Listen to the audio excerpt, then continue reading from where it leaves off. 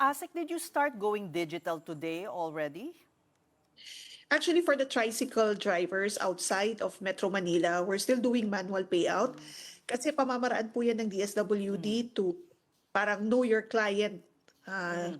processes yung ginagawa namin. So that when we adopt electronic wallets on the second wave of this financial assistance provision, ay mas magiging madali na because we have already verified the information on those drivers, and then malalaman na natin din kung ano yung kanilang mga electronic wallets, or we will be able to help them come up with their electronic accounts para doon na nga po pupunta yung kanila pong mga cash relief assistance. So hindi pa nasisimulan.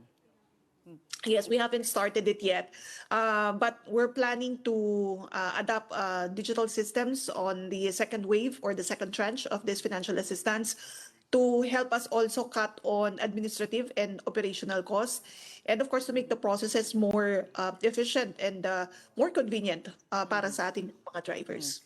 Ma'am, sige. I understand that it's complicated on your part kasi you're working with information you're only given by, for example, the LGUs. These are drivers who are listed by the LGUs, and I don't think you're listing them as DSWD. However,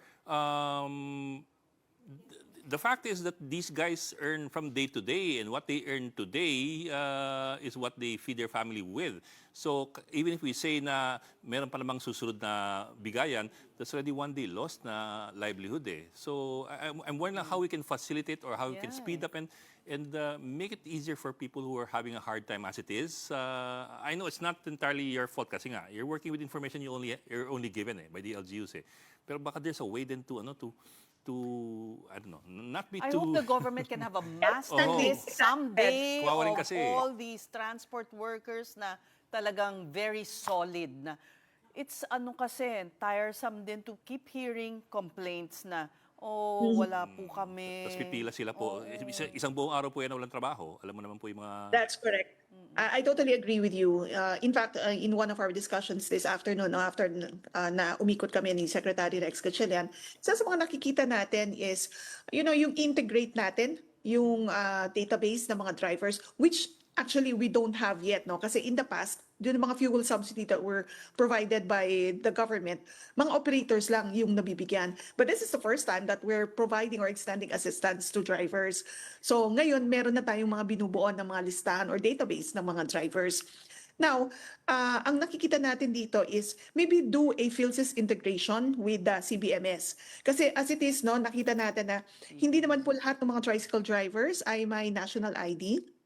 So maybe we could work on the data integration, and then also make sure na naka-reflect kung sino yung mga drivers doon sa CBMS natin. Maybe that would help no, in terms of policy and operational concerns. And then isa rin sa posible na pwede nating gawin, of course, ay yung aside from the data integration nga, we could also push for the creation of a database for our drivers. Right.